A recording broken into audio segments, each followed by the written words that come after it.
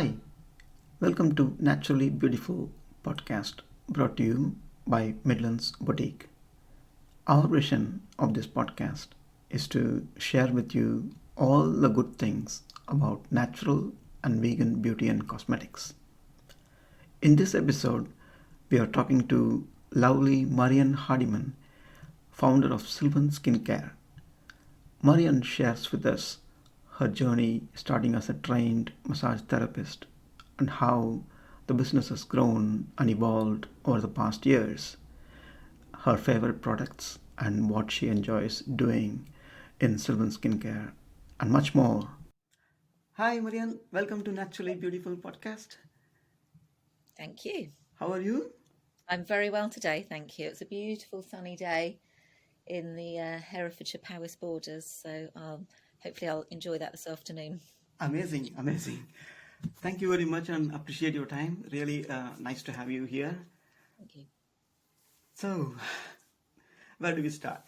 Could you tell a little bit about yourself so audience can understand about you and your business and Silvan Skincare, your journey so far, and what's been so exciting about it? Okay, so my name's Marian. I live in the Herefordshire Powys borders. I live in Herefordshire, but my workshop where I make all my products is in Wales. So I live in borders country. I started off as a massage therapist many years ago, and that's where the skincare formulations came from. It was my interested adding something to my treatments that was therapeutic rather than the added value to what I was doing with people's muscles and joints, etc. So I started formulating a range of massage oils that could also be used as a body oil or a bath oil. And that's where it all began. And over the years, because it's something that I've been doing over some time, the ranges have developed and my interest has deepened, and I've done training, and I've kind of been on a real journey of discovery. And I was so excited about the benefits and the vitamins and the constituent parts of plant oils and how they feed our bodies through our skin, and why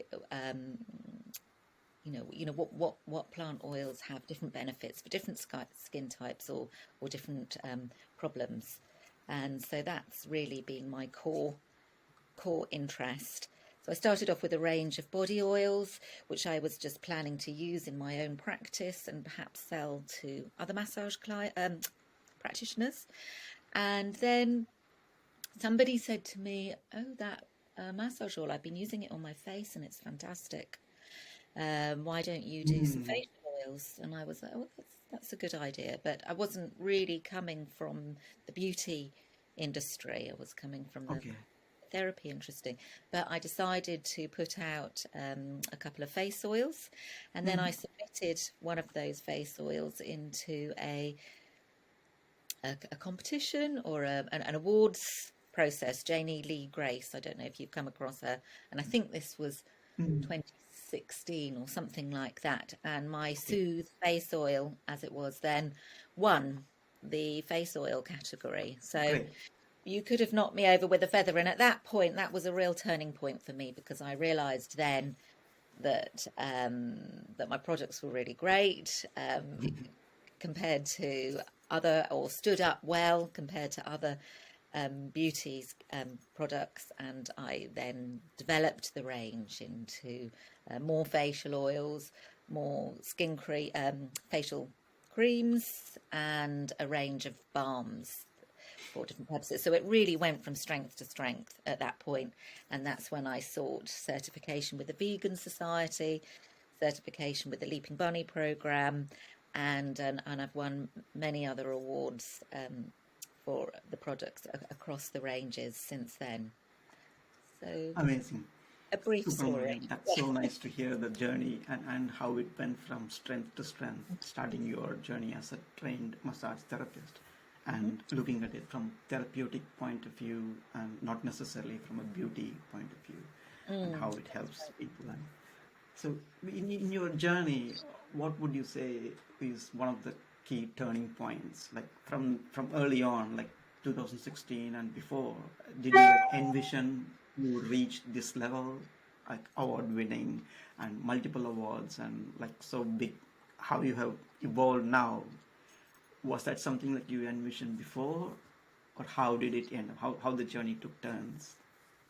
I think for much of my journey, um, and this is probably similar with lots of small businesses. I mean, it was very much a part-time business at the start. It was very reactive to feedback. So when I got good feedback about something, I would do more of that thing. Or if I felt blocked or felt there was an obstacle, I would do less of that thing. So in terms of kind of, I mean, I didn't have a business plan. I didn't have any kind of big strategic goals. I mean, and pretty much all the way through, I've just been wanting to grow in a way that enables me just to make step increases. Mhm. I know there are many people, or many small to medium-sized skincare businesses who get manufacturers to make their products, and that's great, and I respect them because that gives them a really good opportunity to what do you call it, upsize, grow fast and be able to supply, the Hollands and Barretts and the big chains. But I've always been really motivated to continue to work in the way that I do, um, in a kind of artisan way. I want to continue to make the products by hand in my local area, and it would be great for Silvan to grow within that space. I'm not really looking to turn the business into a numbers business. I wanted to stay creative.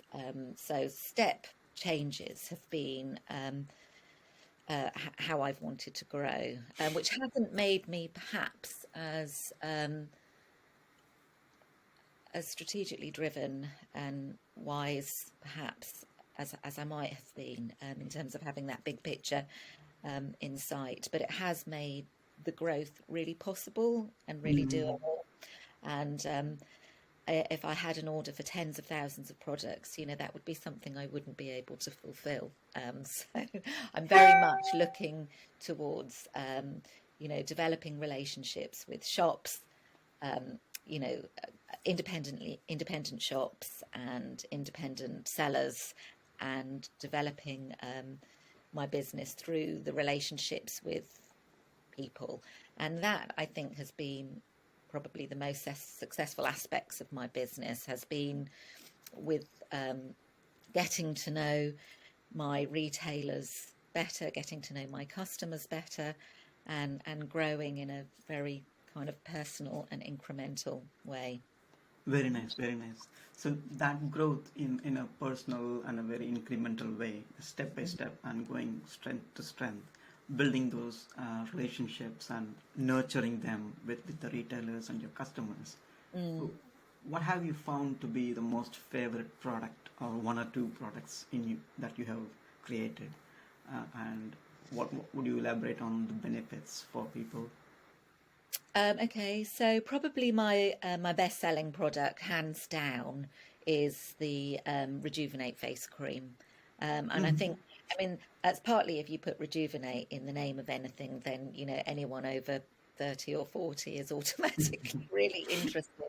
But that aside, it is a really lovely product. It has an oil in it called macadamia nut oil, which is really super for aging, Oh, okay. aging maturing, shall we say, skin, and people really love it, and buy it repeatedly, which is obviously, I mean, it's one thing selling one product, but getting people to come back every month or two to buy the same product is really Yeah. evidence that they're really happy with it. So that's my best selling product by far. Um, Hmm. my the other product that sells a lot is my hand cream, and You know, there are a lot of hand creams out there, so I'm really pleased that people are stocking and buying the hand cream. It's not the cheapest hand cream on the market, it's not the most expensive hand cream on the market, but it's got some lovely oils in it. And I think probably the standout oils would be marshmallow root oil, which Hmm. has lovely skin softening properties, and calendula oil, which is very healing. And we've often, you know, at this time of the year, got little kind of cuts or sore bits where skin has got really dry, and calendula is really lovely. It's rich but without being greasy, and it soaks in quickly without Hmm. leaving your skin tacky. So that's been a really fantastic, a really good seller. Um, Also, yeah. Amazing, amazing, Marian.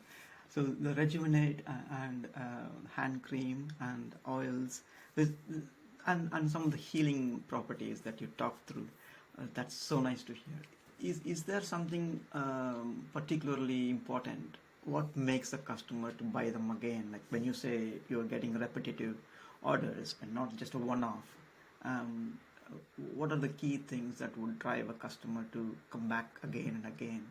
Is it based on the particular skin type, or is it due to the weather, or is it something else?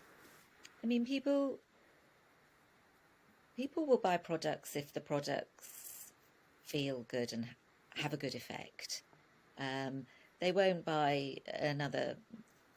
They won't repeat buy a hand cream if it doesn't work. Mm-hmm.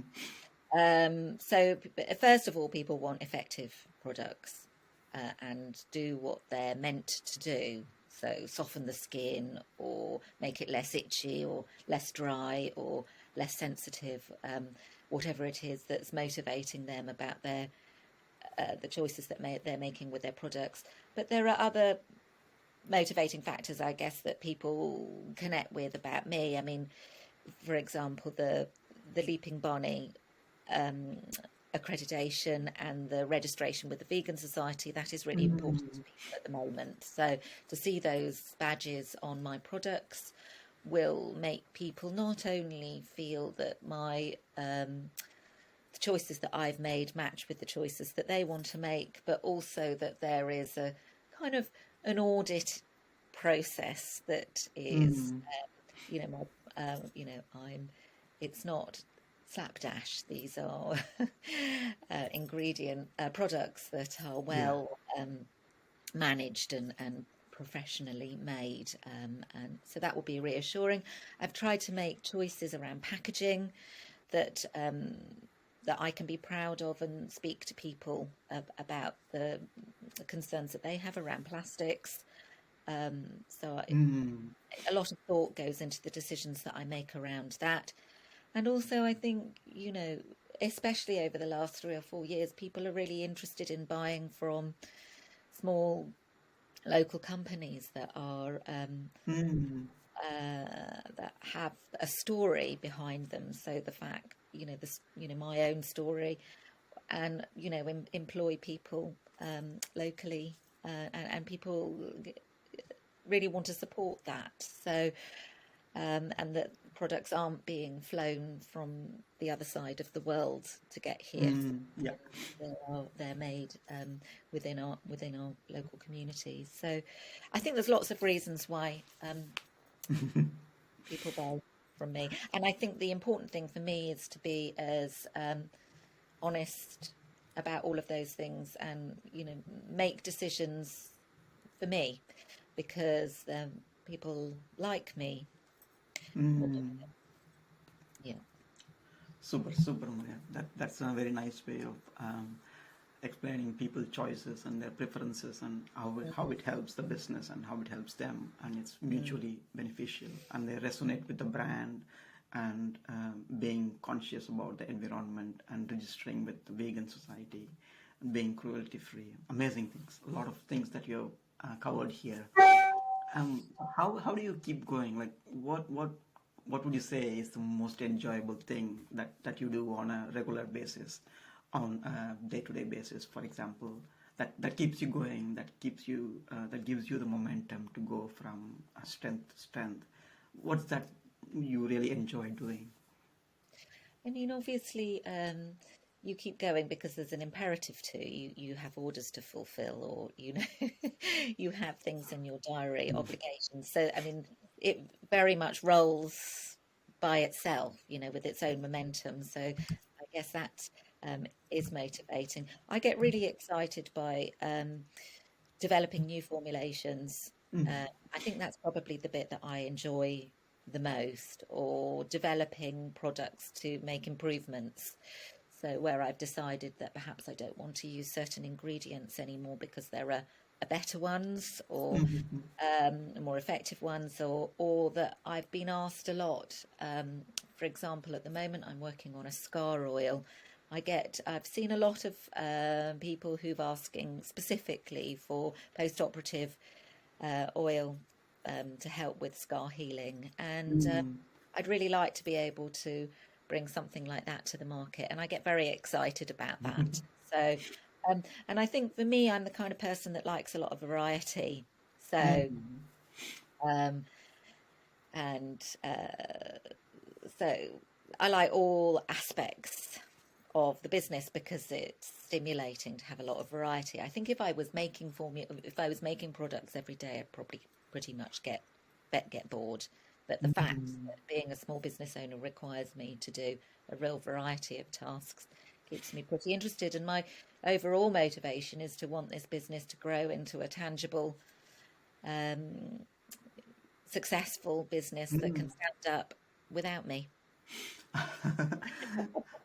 That's a great thing. That's really a big thing to come up with that exciting things, and working on different formulations, and trying to grow the business that can grow even beyond and for a very long period of time. That's a great vision to have, and so like you said, when you enjoy different varieties, and getting yourself involved in creating these things, different products for different needs, like creating scars, for example, and bringing them to the market. In that whole process, what you found most enjoyable? Like has it changed over the years? Like when you started the business, how was it, and how do you feel now? Or do you think that core is remaining the same? Like, what was Marian a few years ago, and what Marian is doing now? Did you enjoy the same things at that time, or has it changed now? Oh, that's a really difficult question. You know, I think that my knowledge has improved. My understanding of how people make purchasing decisions has improved. So I understand that a lot a bit better. When I first started, I felt that the most important elements of a product were how well it worked, and that was it. Mm.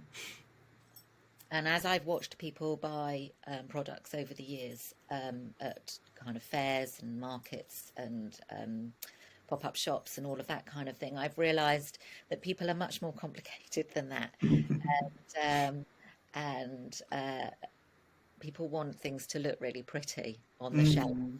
People want things to smell really lovely, Yeah. and they want the product that they buy to mean something to them, or beyond just how well it works. So I have really had to learn to embrace the look and the feel rather than just the impact of the project. So, and I've learned something about myself and other people during that process, and I'm really delighted that I'm working with people who have a real skill in that area. So, over the years, I've relabeled and all my products, and they look absolutely beautiful now. And we've got lovely botanical drawings on all the labels Mm. that pick out key ingredients from each product, and the colours are really pretty, look really nice, but they also are really meaningful. So, on the Bliss oil, for example, the Bliss body oil,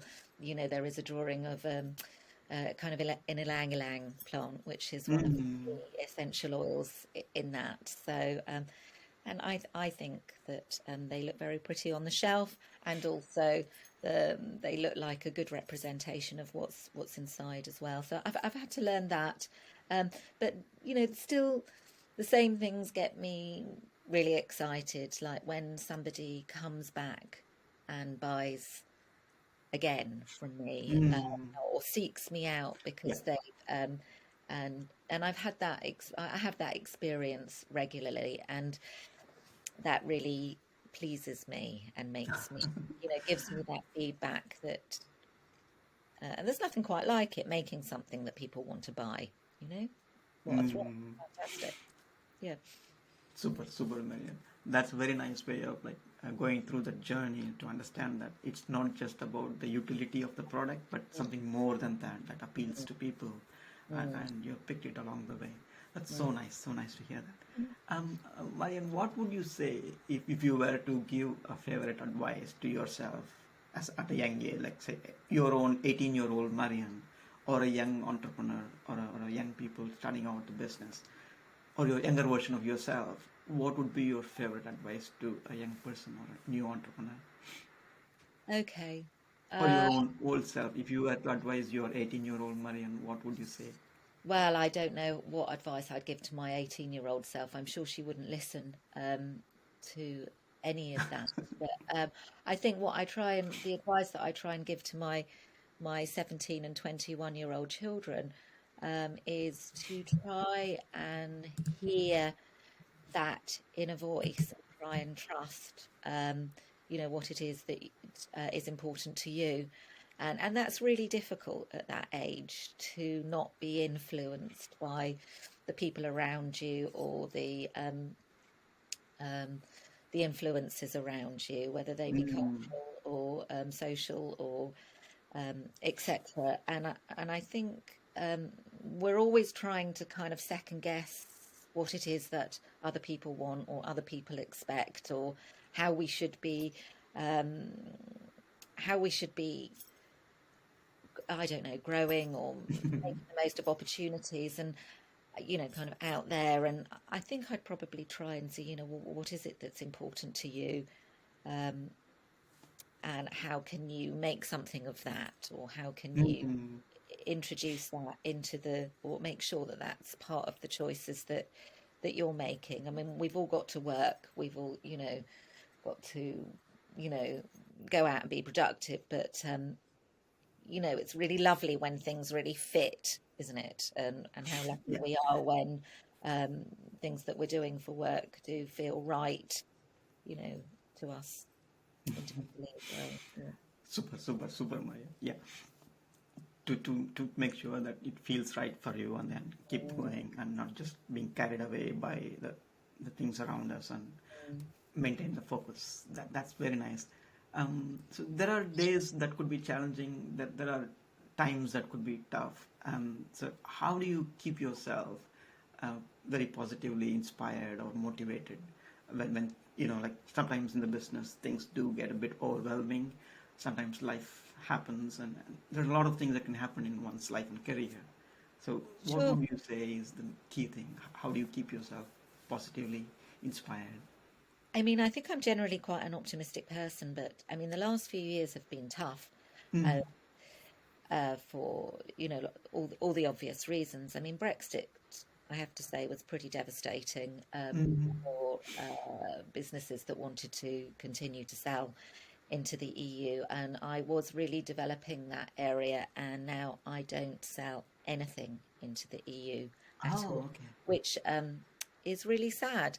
Uh, so Yeah, that it's a was, big. that was tough. And I think, for me, I just have to kind of remain hopeful that we will find a way to open up those channels again.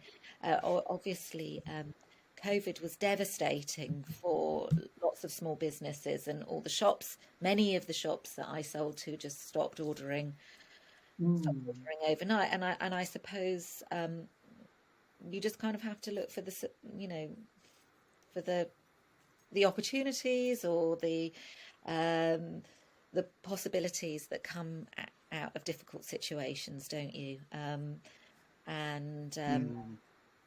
I guess, I'm old enough to be, robust enough to know that hopefully my company, my business will continue to grow and people will continue to want it. But, if it doesn't, there we go, something else will come of it. Yeah.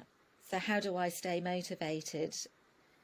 I guess I just remember why that I'm doing it. I surround myself also with people who are really good at things that I'm not good at. And that really motivates me. So I don't spend a lot of time doing things that I'm not very good at. So that's really useful. So I have a really good designer. I have somebody who's really good with social media. I have someone who does my bookkeeping. There are lots of things that I'm not, that I struggle with. And so I think it's really important to get people in around you to help you with those things so that you don't get bogged down with the tasks that you don't like doing. That's a really a very good trait that you can build on, to surround yourself with people who are good in doing something that you won't necessarily like doing, or you wouldn't find the time doing it, or you're not so interested or keen on doing it by yourself. And you pick the right people and the right team, and there is always somebody around you to support you and be there for you. That's one great point, Mari. So we are coming to kind of the straight from the heart section of our episode today. And what would you say from your heart? Like, wow, this is like an eye-opening moment, or an aha moment in the past 2 or 3 months. Is something that was like a big thing for you, or kind of opened up something new for you, or in any ways that you would describe in the past few weeks.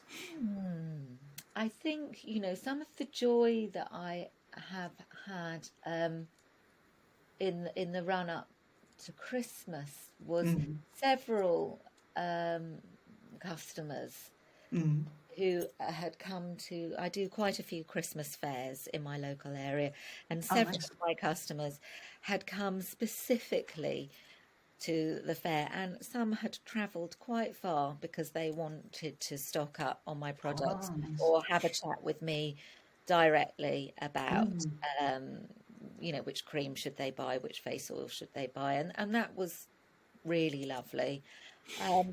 I've already mentioned the scar oil, haven't I? And I've had some excellent feedback from some of my retailers who are saying, yes, yes, we get asked for this a lot. Please do develop. Please do develop it. So that's felt great. I'm giving all my lip balms a real upgrade at the moment, and I sent out lots of the new formulation to people to test, and I've had some before and after photos back from one of those people, which is fantastic because it's had a really, really great impact. So I'm pretty excited about that too. So yeah. I don't know if that's the right answer the question, but those are all things that I found pretty exciting. Yeah, the Christmas fair, particularly after the tough period for the past couple of years, if you have been doing the fair, and that would have been so lovely to actually meet with people, and then after passing through those few tough moments during the pandemic, and coming away from that and moving on, embracing the new normal life. And as you say, like, people love to travel long distances because they love you, the brand and your product. And that's a nice thing. That's a nice thing. Thank you. Super, Marin. So nice to hear that.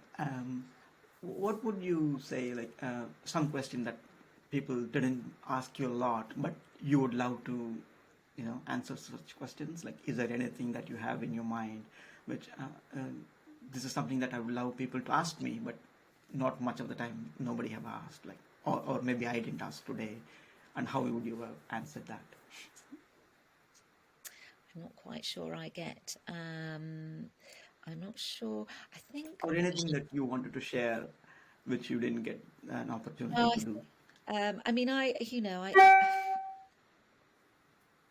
not really quite sure how to answer it. The thing that comes to my mind is that the way that I really think about skincare, again, it's going back to the fact that I'm coming from a therapeutic background rather than a beauty background. So, Yeah. and I really, think of the skin as a kind of an outer layer or an outer representation of what's going on inside. So, and I think that, what we put on our skin, we want it to be as natural and almost like food-like as possible, so we can nourish. Mm. But I also think the lightest touch is the best. You know, the skin is actually really good at cleaning and repairing and Mm. moisturizing itself. So it's really important that we don't overwhelm it with products that are almost Mm. taking away from the natural processes. So, I mean, often I say, you know, do as little as possible, you know, and Less is more. less is more, and you know, try and find ways to support your skin doing what it does well. Amazing, amazing. So, and that's one of the things that's pretty important about the products that I make, and why I don't really go down that more pharmaceutical route. You know, where you're looking at um, uh, almost kind of medicinal ingredients to treat. And I think that the plants that are available to us have so much to offer in terms of therapeutic benefits. And I could talk to you about all of that for hours, you know, but, you know, lovely ingredients like rose hips and jojoba and, Mm. you know, all the, you know, olive oil that has so much beneficial properties to give to the skin. So I would Amazing, really amazing. simplify, and less is more. Yeah. Mm. Yeah, to keep it simple and less is more. That's a very nice point. That's really a very good point, Marian. Often people get carried away and then they just keep on doing so many things. But yeah, when it comes to skin, as you say, you rightly pointed out, less is more, and picking the best plants and using those plant-based ingredients. Mhm. Amazing, super, Marian. So, lastly, where can people find you, and where can they know more about your products? Well, silvanskincare.com is my website. All Silvanskin.com. my products are on there, so you can buy on there. And there are lots of sellers, either in store. We've got a lovely shop in London called Blommer Beauty and Wellness in Coldrups Yard, which is doing great. And then small shops, or lots in the kind of Herefordshire, Powys, Shropshire area, and you know, growing Mm. out of my local area into nationwide. And yeah, but a first point of call is silvanskincare.com. Yeah. Silvanskin.com. Amazing. Thank you again, Marian. It's so nice. It's a pleasure to have you, and very excellent conversation. And I really enjoyed the episode today. I'm sure our audience will, and you also felt the same. Thank Thank you. you again, and really much appreciated. Thank you for your time again. Bye then.